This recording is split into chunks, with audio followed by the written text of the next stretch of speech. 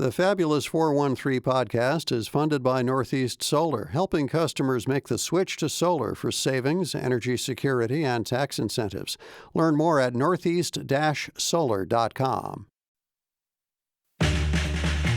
Welcome to the Fabulous 413. I'm Khalees Smith. And I'm Monty Belmonte. Later in the show, homegrown bluegrass legend Peter Rowan joins us for Live Music Friday to gear up for his show at Bombyx in Florence tonight. We'll also pay tribute to an engineering legend who truly helped to shape the sound of the last 30 years, Steve Albini. Turns out that a good number of folks in the area got a chance to work with him, and we'll hear about some of those experiences with Tim Eriksen and Peter Irvine of Cordelia's dad. At State Street, Deli Wines and Spirits will taste wines vertically and taste what a different year can really do to a grape. And one of the nation's longest-running quiz shows, As Schools Match Wits, aired here on NEPM TV, is heading towards the quarterfinals this Saturday night. Joining us is the longtime host of the show, Beth Ward. This season 63 overall, and the 17th production here at NEPM featured 36 public and private schools from Western Mass and Connecticut. The show began live on WWLP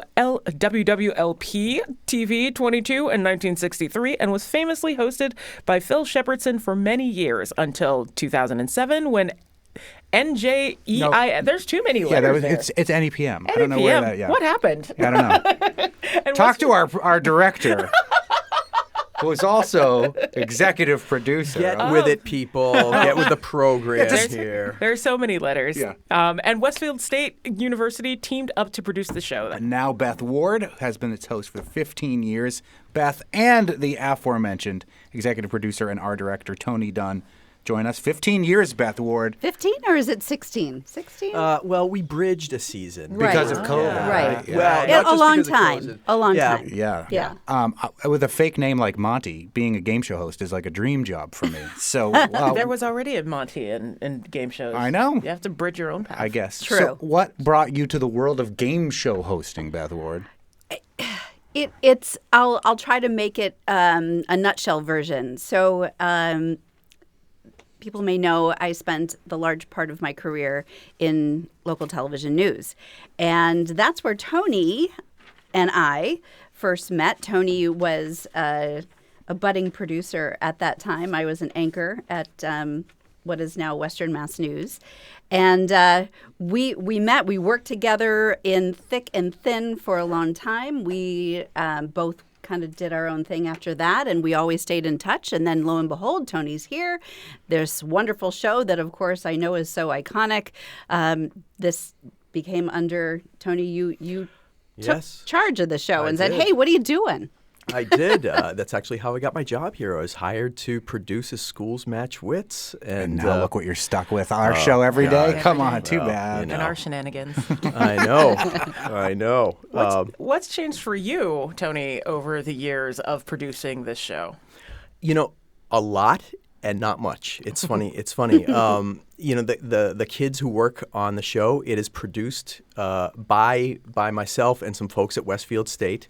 Who are wonderful partners, and Mark St. Jean, Alex Samiski, and Eric Jones, who are all fabulous, and we couldn't do the show without them. But the production crew, are students in the Department of Communication, and so they change on a regular basis. And it's wonderful to be able to provide learning opportunities and to celebrate education both in front of and behind the camera, because these students can go on after working on the show and saying that they've actually done a broadcast television program, which is something I would have loved to have had the opportunity to do when I was in their position.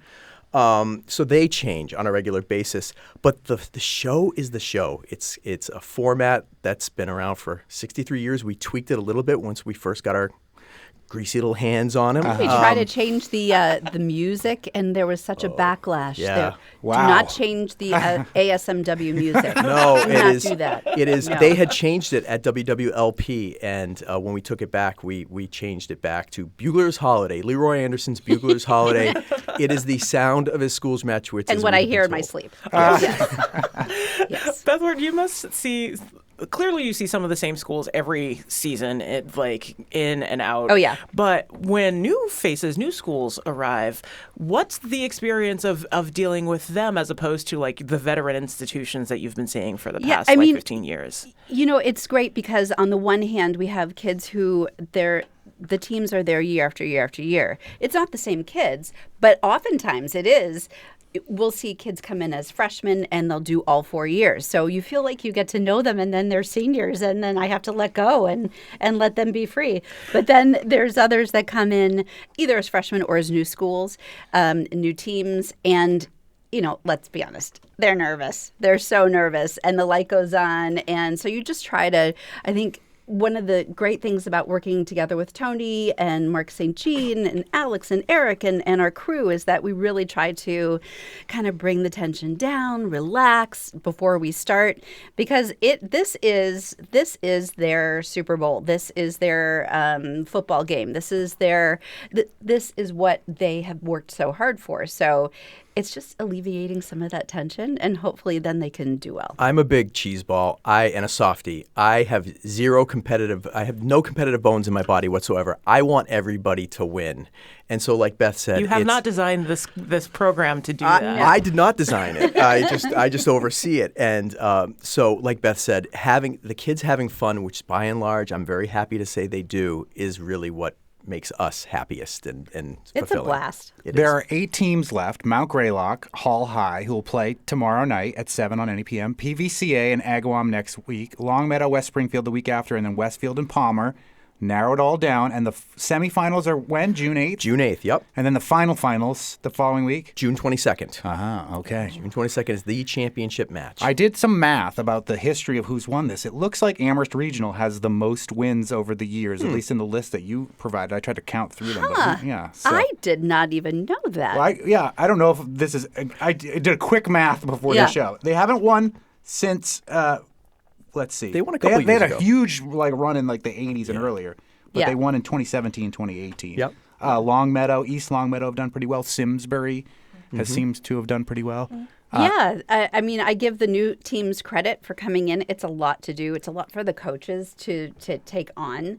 And so... And I mean, are the coaches, is this like an after-school program? They're like, I sign up for the Schools Match Wits like class? Debate Club or something similar. Yep. That's really cool. Yep. Now, it is not always necessarily the wealthiest school districts that win, right? Tony, you have a great story. Yeah, this is probably Beth's favorite. Probably our favorite. Yeah, I know. It's my absolute favorite. I've been doing this for 17 years now, 17, 18 years. And 2015 was a time when Holyoke High entered state receivership for this school system. And as so happens, they made it to the top 8 and made it to the championship match. To compete against one of arguably the most affluent schools in the area, Longmeadow High. So you had really a dichotomy there, state receivership and a really well established and well heeled school system. And championship match, it came down to the final lightning round of the match, and it was a tie score, and that's happened once or twice. So we had the tiebreaker lightning round.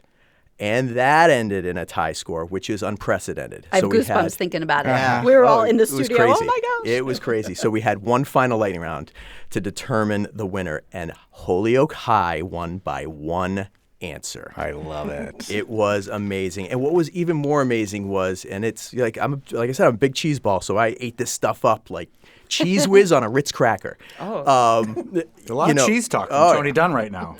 Cheddar, Swiss. Just keep naming them.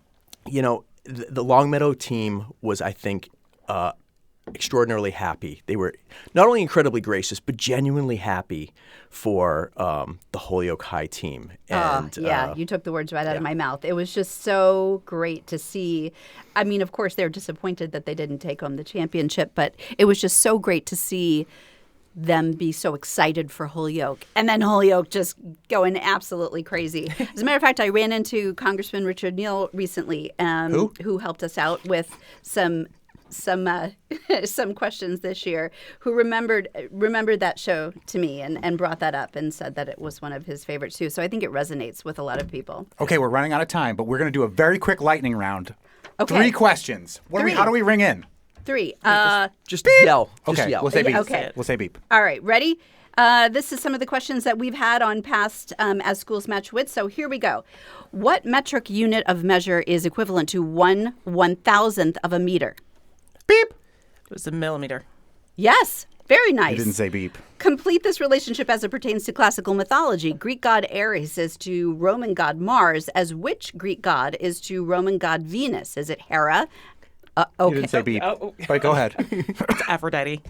Aphrodite. She's killing me. I didn't know it. I knew the millimeter one. In what U.S. state will you find Pepperdine, Loyola Marymount, and Chapman universities?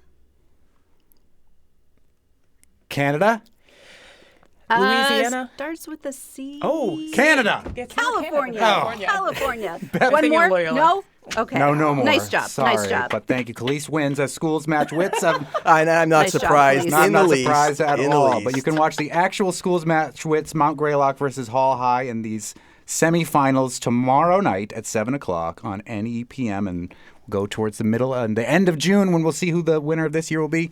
Beth Ward, host of the show, executive producer of As Schools Match Wits, and director of our show, Tony Dunn. Thank you so much. Thank you. Thanks for having us. Later in the show, Tim Eriksen and Peter Irvine of the band Cordelia's Dad join us to talk about their experiences recording with the legendary late Steve Albini. And we'll taste up the years of Bordeaux at State Street in Northampton with a vertical wine Thunderdome. But up next, bluegrass legend grown right here in the Bay State, Peter Rowan makes a visit to the NEPM studios. You're listening to the Fabulous 413 on 88.5 NEPM. Ready to go? Yeah. All right. Grammy Award winner, member of the Bluegrass Music Hall of Fame, and recipient of the Bluegrass Star Award, Peter Rowan is a singer-songwriter with a career spanning over 5 decades, and we're going to do our best to condense his 60-plus year career into about a minute. Born in Wayland, Massachusetts to a musical... Olden in the Wayland?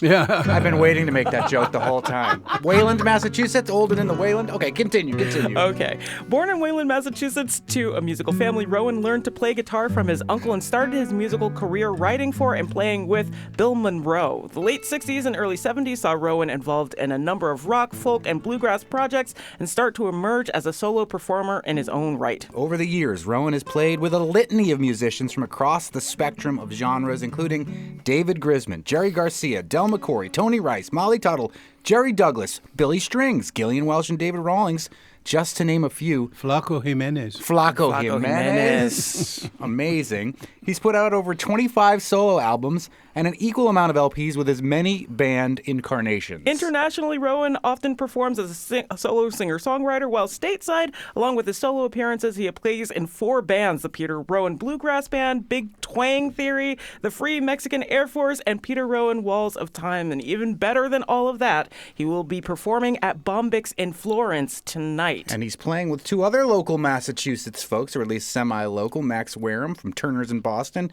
and Chris Sartori from Concord/Boston-ish. Thank you for joining us, all of you. Let's hear a song. Hey, it's great to be here.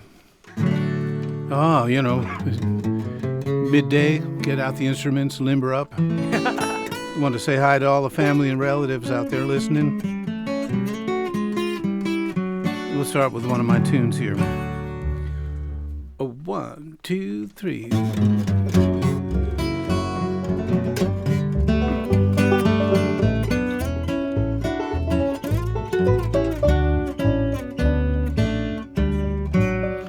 Panama Red, Panama Red. He'll steal your woman, then he'll rob your head. Panama Red, Panama Red. On his white horse Mescalito, he come breezing through town. Bet your woman's up in bed with old Panama Red.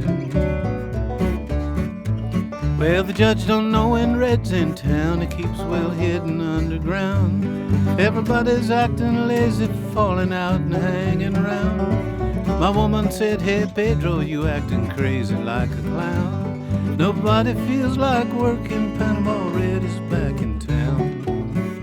Panama Red, Panama Red. He'll steal your woman, then he'll rob your head. Panama Red, Panama Red. On his white horse Mescalito, he come breezing through town. Bet your woman's up in bed with old Panama Red. Yeah, Max Wareham.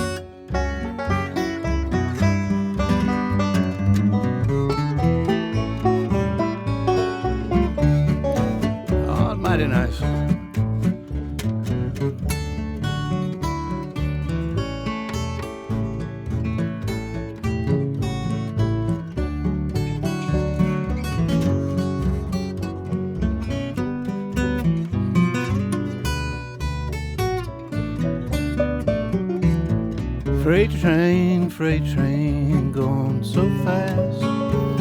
Freight train going so fast. Please don't tell them what train I'm on, so they won't know which way I've gone. Now when I die, oh bury me please, down at the corner of Old Chestnut Street, so I can hear engine number 9 as she goes rolling by.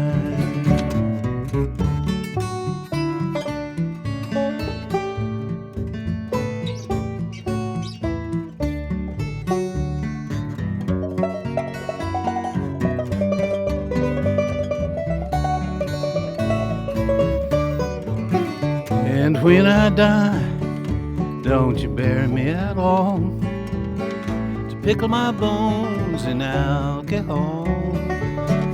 By my head place a snow white dove, tell the world I died for love.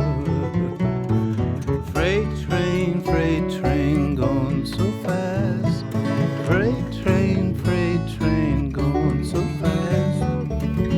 Please don't tell them what train I'm on, so they won't know which way I've gone. In Panama Red, he'll steal your woman, then he'll rob your head. Panama Red. On his white horse Mescalito, he come breezing through town. Bet your woman's up in bed with old Panama Red.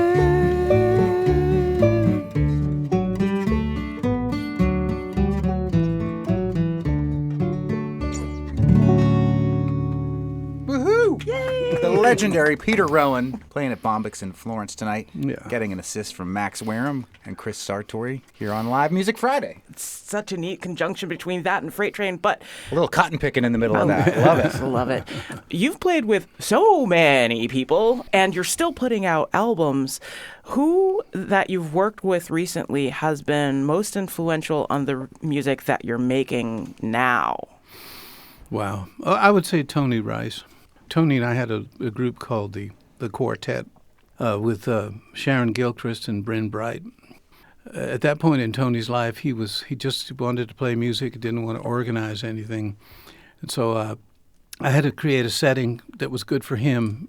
And his playing on the guitar, he was known as a soloist, but his backup, his chordular structures and harmonic sense behind songs inspired me. And I have to say Jerry Douglas, I mean, really everybody, including the folks I started with years ago in Acton, Massachusetts, Bob French and Gracie, Bob and the Rainbow Valley Boys and Sweetheart. All these folks were just really encouraging. And Joe Val, another historic New England bluegrasser, he really taught me all the bluegrass type of harmonies. So I was well prepared when I went with Bill Monroe. And those were in the days when there were lots of clubs all over Boston for people to play. And as a 14-year-old, when I started going to those clubs, I learned early, take your guitar case. You don't have to pay cover. Good advice. So coming back to Boston and the whole area for me is so tremendous, like reawakening of so many feelings and memories, it's interesting to see how the scene has changed, It's funny because we're speaking with Peter Rowan, who's from Wayland, Massachusetts. You don't think of Massachusetts as a hub of bluegrass music, but it's interesting to hear about how much was actually going on in Massachusetts. Well, right. Yeah. What drew you to that away from pop music of the time? I had a band called the Cupids, and we were playing dances all over town. One night we stopped by Harvard Square, and I heard a 17-year-old girl named Joan Baez sing, and she was playing acoustic guitar, and I was like, uh-oh. It was a lively scene because everyone was just rediscovering the roots, I mean, in the public school where I was in second grade, there was a teacher, Mrs. Gately, who, her room had all the percussion instruments, piles of bells and rattles and things. But she was, as soon as the McCarthy era things started happening, Mrs. Gately disappeared. So all the cool creative people disappeared, and then they started reappearing in the folk scene. The Club 47 in Cambridge was a huge, outlet for singer-songwriters, and started to go to those clubs. I was very young. My mother used to drop me at the Dedham MTA with promise that by 9:45 I'd be out of Boston. Been to that station many times. So many times. That's Peter Rowan, who's going to be in Florence tonight playing at Bombyx. I'm going to ask you a hard question because it's like choosing between your children. But if somebody's just getting introduced to your work, where would you suggest they start?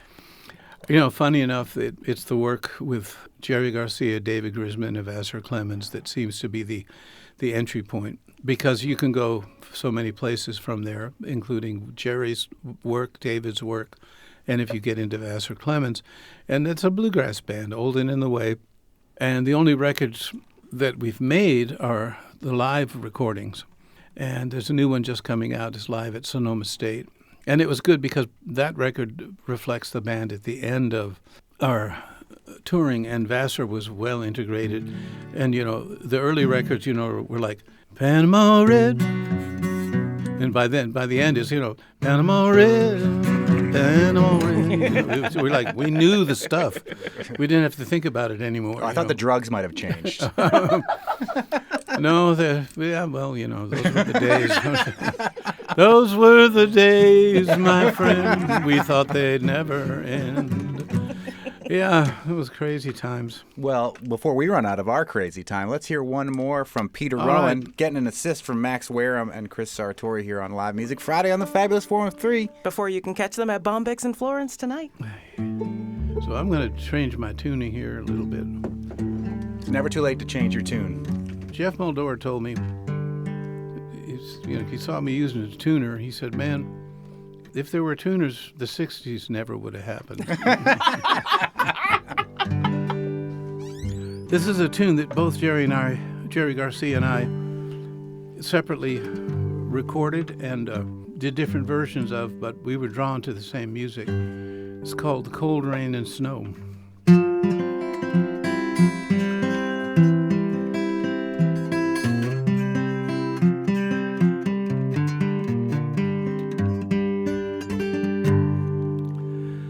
Well, I married me a wife. She gave me trouble all of my life. Ran me out in the cold rain and snow. Rain and snow.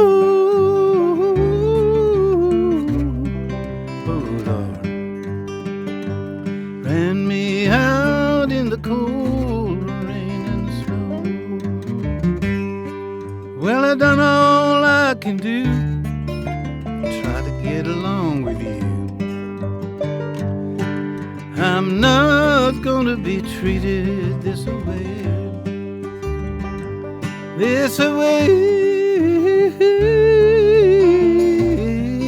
oh Lord. I'm not gonna be treated this way.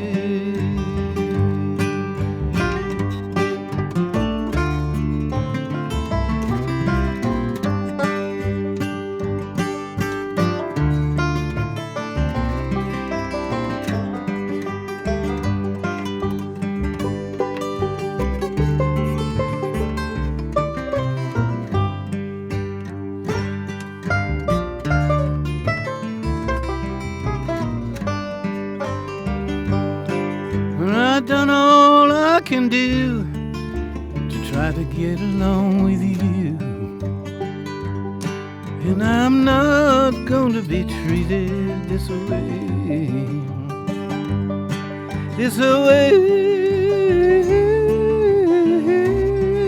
oh Lord. I'm not going to be treated this way. She came into the room where she met her fatal doom. Her cheeks were as red as a rose, as a rose,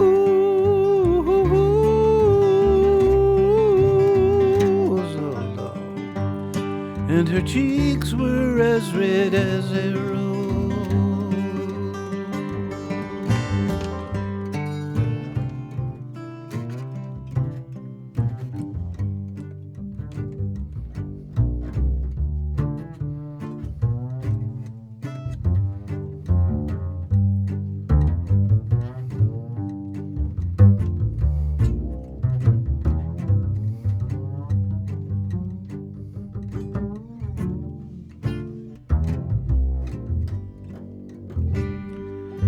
And she came down the stairs, combing back her long yellow hair. And her cheeks were as red as a rose, as a rose, oh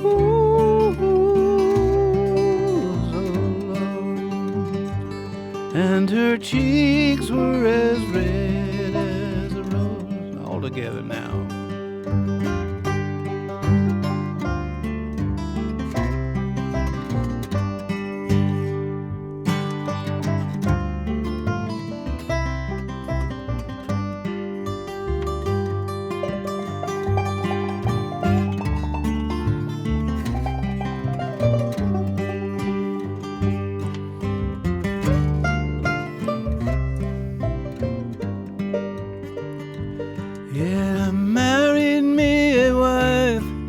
Gave me trouble all of my life.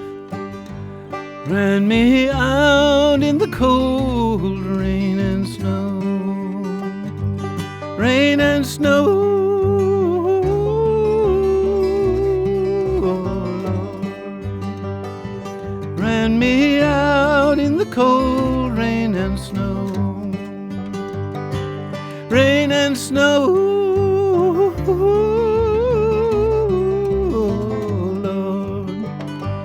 And her cheeks were as red as a rose. And her cheeks were as red as a rose. Ran me out in the cold rain and snow.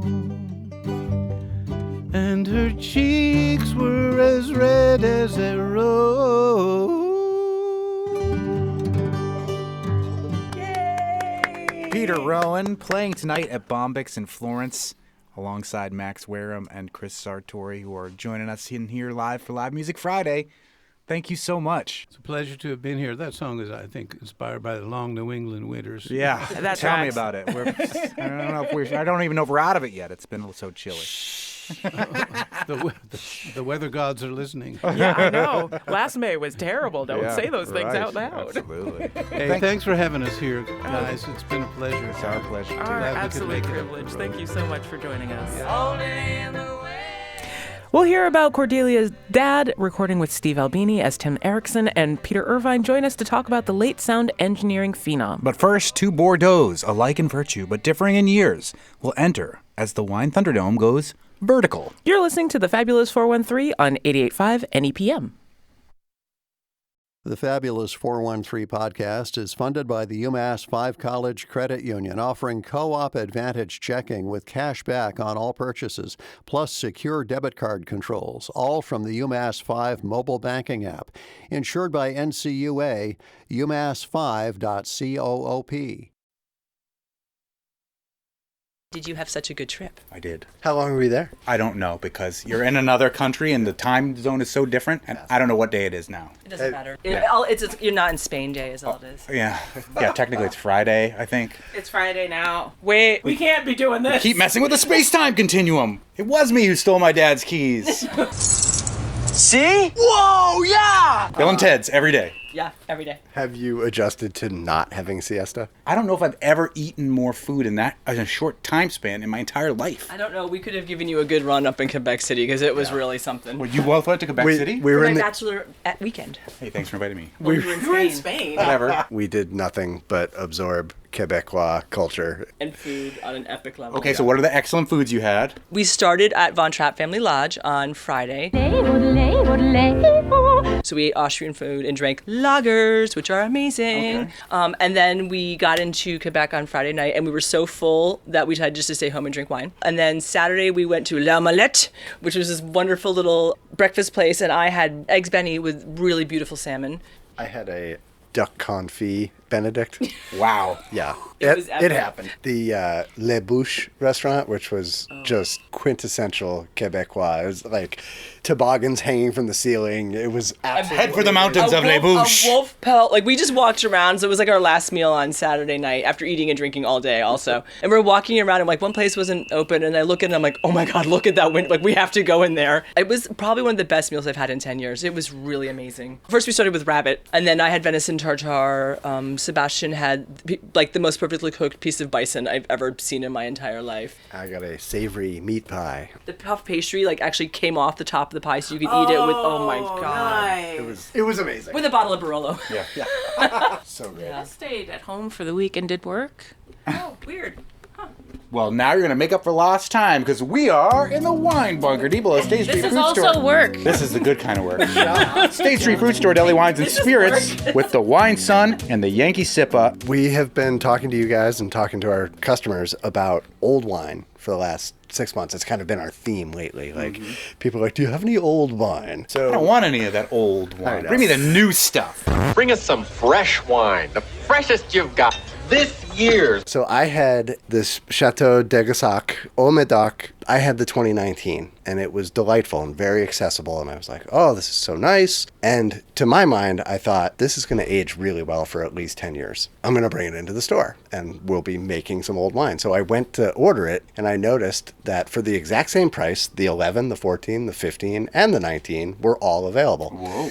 11, not specifically considered a particularly great vintage, so I opted to get the 14s and 15s. So I have not actually had these yet, but I had the 19, and it was fantastic. And so we are all together going to compare the Chateau d'Aiguesac au Médoc 2014 against the 2015. Au Médoc is one of the Appalachians regions of the left bank of Bordeaux in France. And what I know about the Bordeaux is the left bank is mostly Cabernet heavy, as opposed to Merlot heavy, which is the right bank. That is correct. So is that what we're looking at here? There's very little information available about these two vintages because their own website actually stops giving us information at the 2013 vintage, which sort of implies to me that we shouldn't be drinking these yet.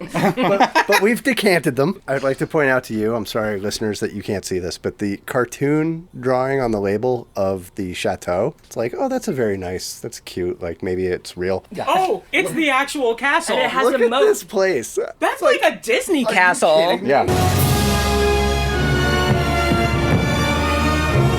Has that been the whole- 1238. Oh my God. Wow. They're highly ranked for their environmental treatment of their properties. They really welcome visitors. They are Cru Bourgeois, which is super great. So Cru Bourgeois. So in 1855, there was the great classification, like Haute Lafitte. Mouton. Like, yeah. Aubryon. Here he Yes, goes. yeah, there we go, Aubryon, excellent. And then I think there were a bunch of chateaus that were probably making very good wine, but got missed due to politics or whatever. So in 1932, they came up with the Cru Bourgeois, so it's just sort of a second-tier classification, but not really second-tier because it's still awesome wine. And it's not just a reference to Louise Brunel No. movies. Écoute-moi, est-ce que tu es libre samedi pour déjeuner? Samedi, très bien.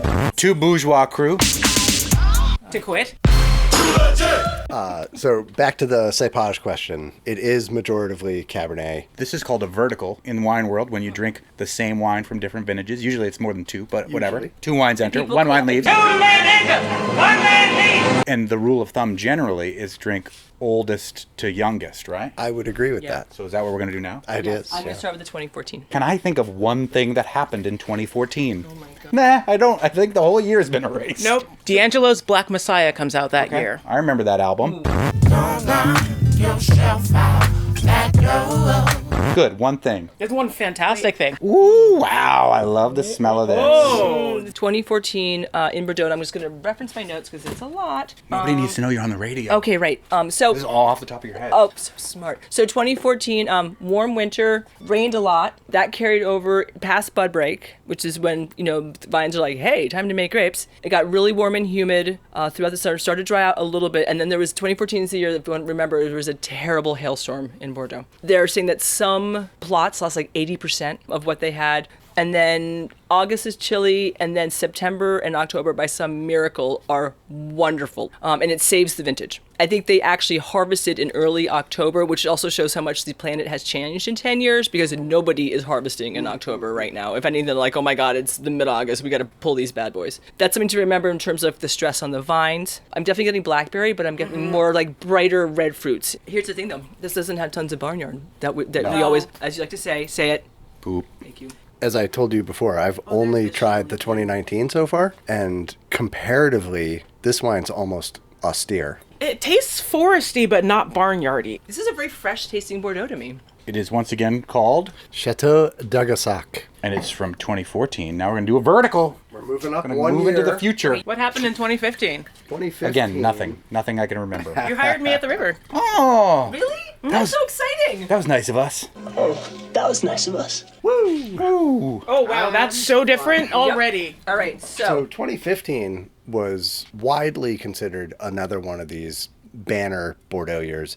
For a while there, it was like every 5 years. 2000, 2005. They made it so easy for us. It was all the round number years for those good vintages for a while. Yeah, for a while. And 2015 was definitely widely considered to be one of their really great years. warm spring, mini heat wave in May, and then it rained just around bud break, I think. So that gives the vines a break. June and July were warm. Some vines did suffer from heat stress and drought, but sometimes that's a good thing because we like our vines to be stressed out. Eventually rain comes in August, but it didn't stop, and the summer went from one of the driest to one of the wettest. It's much jammier. It's much more fruit forward. It's a huge difference. It's a huge difference. I think it's a little bit more lush. One of the few criticisms of this vintage in Bordeaux is that it was overripe and a little too alcoholic. That's what my wife says to me every time I come home from drinking at the Polish clubs in Turner's Falls. It is weird how, like, the stress on the vines, like, the more you torture your food and beverage, the better it is. This is a totally different wine.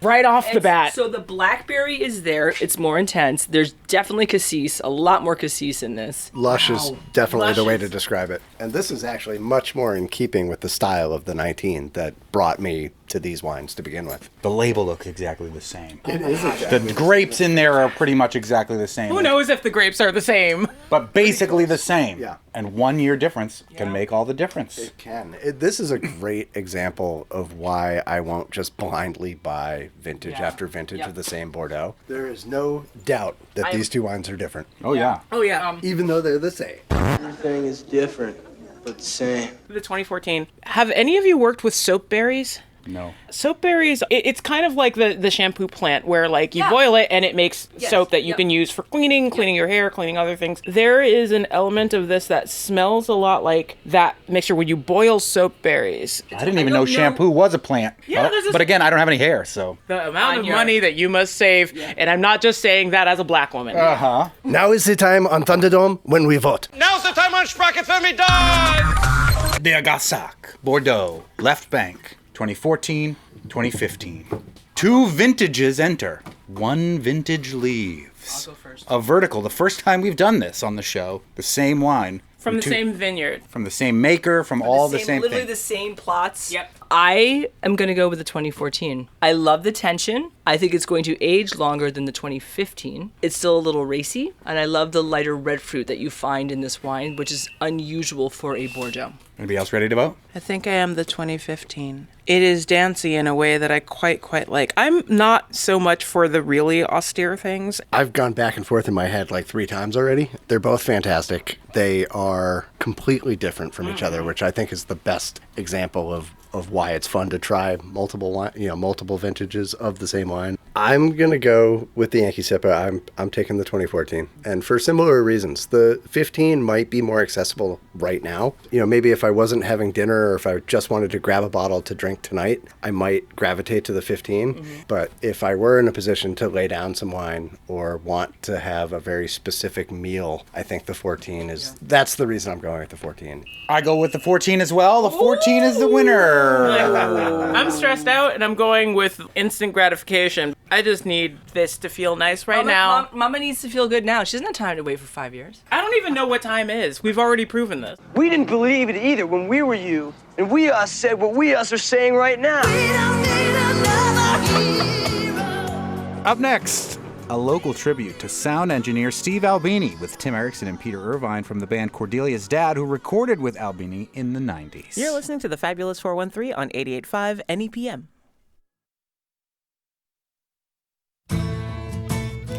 Welcome back to the Fabulous 413. On May 7th, this past Tuesday, many of us were shocked by the news that famed producer Steve Albini had passed away due to a heart attack at his studios. The musician and engineer played a pivotal role in the sound that rock would take from the late 80s through the early 90s and beyond. As the outpouring of tributes and stories continued over the next few days, we realized that he had quite an impact on our local music scene as well, which just goes to show how influential and important the sounds he encouraged were to so many people. With us to talk about their connections to the late Steve Albini are Tim Eriksen and Peter Irvine, whose band Cordelia's Dad recorded 2 albums with Steve Albini. That's right?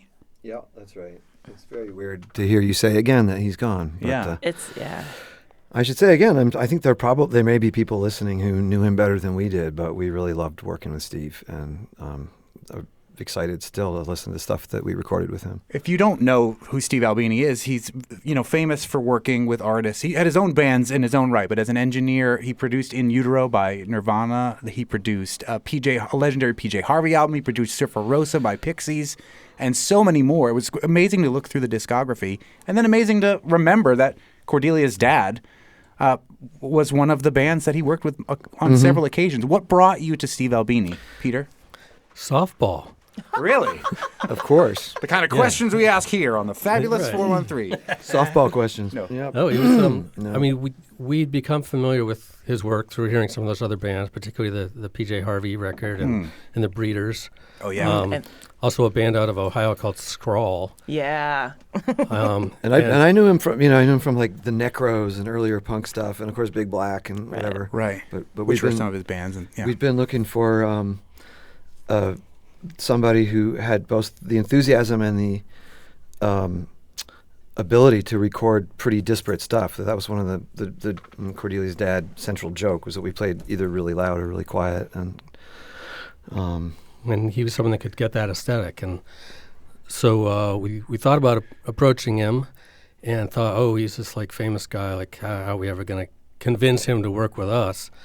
But I happened to be on a softball team in Amherst with Byron Coley, yes, who knew Steve. He was a famous music critic, and also he's been characterized in the High Fidelity movie, I think, right? Yes. Yeah. So we called him up, and Steve answered the phone, and he was like, yeah, okay, sounds good. Come on out. And so we went to his place in Chicago, Electrical Audio, which was recently I was sort of reminded finished. that we were the first band to record in there because it wasn't finished yet. But I guess the studios, he was very happy about his Adobe rooms. Yeah, he had this tons and tons of Adobe shipped out from the Southwest. Not Adobe, the recording platform that we use to Adobe. do No. Actual Adobe. He built an entire building within this industrial building down to bedrock. Wow. And some kind of straw something walls. I don't remember. It was very complex in this sort of industrial part in the north side of Chicago. It used to be a pinball factory. Wow. Oh, right. I forgot about that. But upstairs was unfinished, and so we were sleeping in these unfinished rooms with drywall dust and stuff. But the studio was in great shape. And the snooker table was already in. Oh, yes. Well, you have a rarity that you recorded with Steve Albini that only exists on vinyl, and we do not have in this particular studio a turntable, but you brought a turntable. I brought you a turntable. I thought, like, to focus on. I mean, he was a dear guy. He was like, it's easy to imagine people being larger than life. Right. And he was, the fact that Peter called him up and he just answered the phone. He would have done that with anybody. I'm sure if he was there, he'd just pick up the phone. Hey, this is Steve. I'm like, hey, Absolutely unpretentious. And yeah, like when he showed up, well, that's sort of a whole other story. But we did this album in Electrical Audio, recorded all this stuff, and I was playing a banjo and we were singing some shape note music, and he said, "Oh, what's that?" And told him, and he said, "Oh, that'd be cool to try to record that sometime." So anyway, a couple weeks later, we brought him out to Amherst to record this acoustic stuff at the Slaughterhouse in Amherst. But yeah, he showed up with like a plastic bag with a couple changes of T-shirt and a toothbrush and like with a box with $100,000 worth of microphones. And that was it. And he went straight from all he needs, tools of the trade. And Amherst, at Slaughterhouse, which is a recording studio.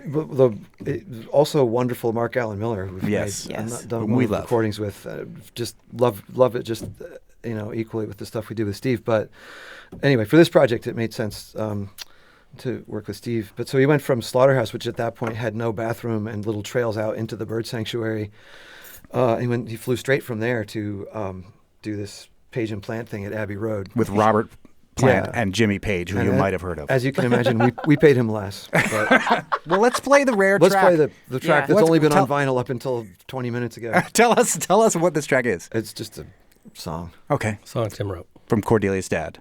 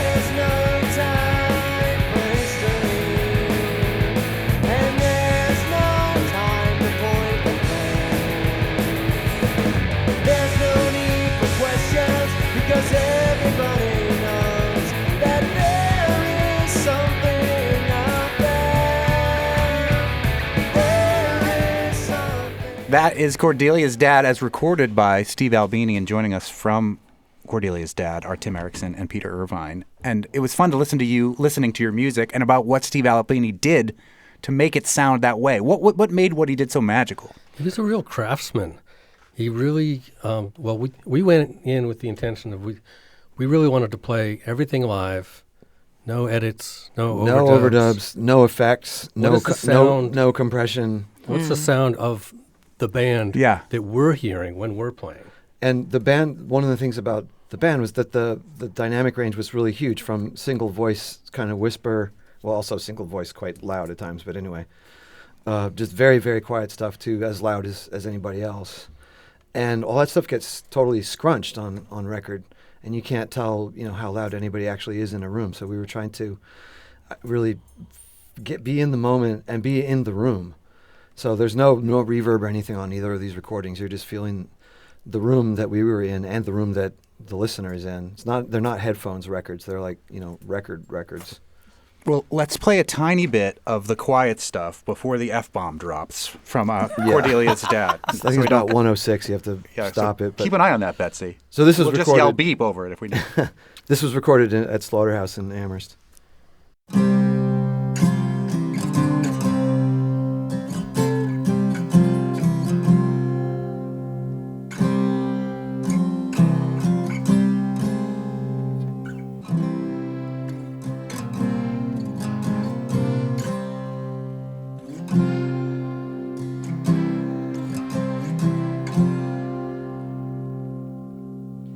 As I went down into the town to take my night's career, was there I saw a pretty fair miss.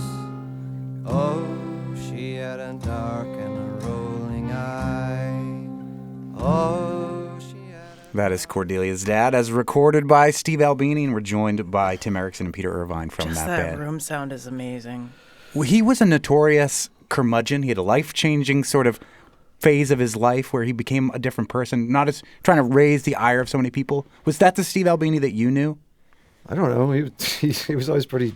He was very friendly and chill with us. I mean, he had strong opinions, and that was fine. But he was just a great guy. He probably also hated the same stuff that we did. So we kind of didn't, you know... That's Tim Eriksen and Peter Irvine from Cordelia's dad. I kind of want to end with this just last quote of his, and I just want to make sure that I do a good job on the music that survives, and I think that gets it. Mm-hmm. Thanks.